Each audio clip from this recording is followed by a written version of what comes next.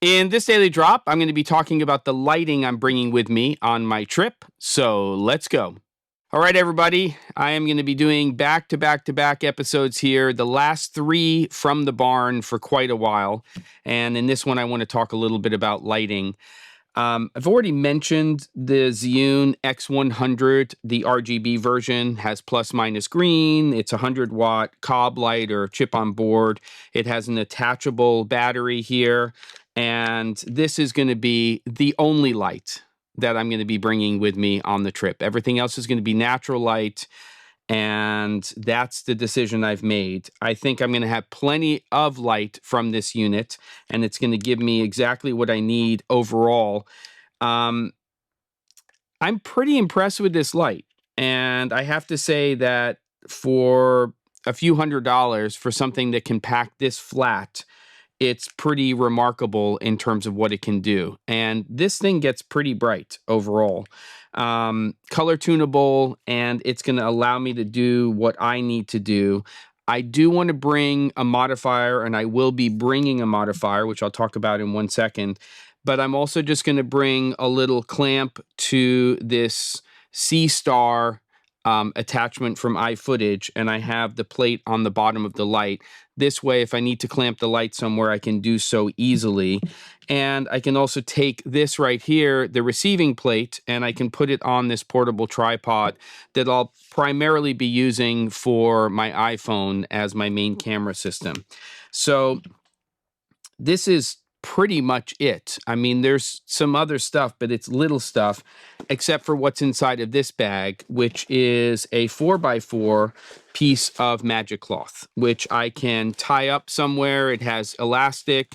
I have on the other side of this little bag here some reusable zip ties that I can use.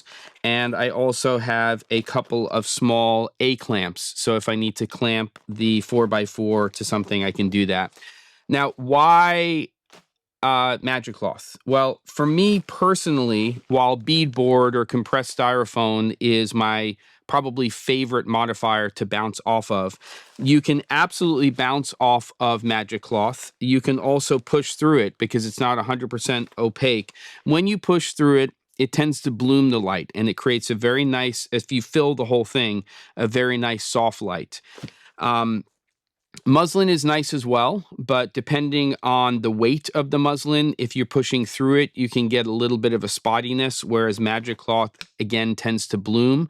But it's also a great bouncing material. So this 4x4 takes up virtually no room in the bag, and I can mount it various different ways. And then with the clamps and the reusable zip ties, I can pretty much get anything done that I need to. Now, normally, I will travel for productions with a 6x6 version of this because when I'm doing interviews, I really like to set up a larger key source so that it wraps a little bit more around talent. But the 4x4 will get me to the finish line every day of the week. Everything else I'm just going to figure out when I'm on the trip in terms of fill. Just grab a white card or something else like that. Or not, and just have it be a little bit moody. Get near a window and get this edge light here, but get it from something else, or have the light come from behind, or whatever I'm going to do. So this is my lighting plan. It's no more complicated than this, and the question will be whether or not I'm actually going to use it. I think I am. I also have the little magnetic barn doors here for this little light.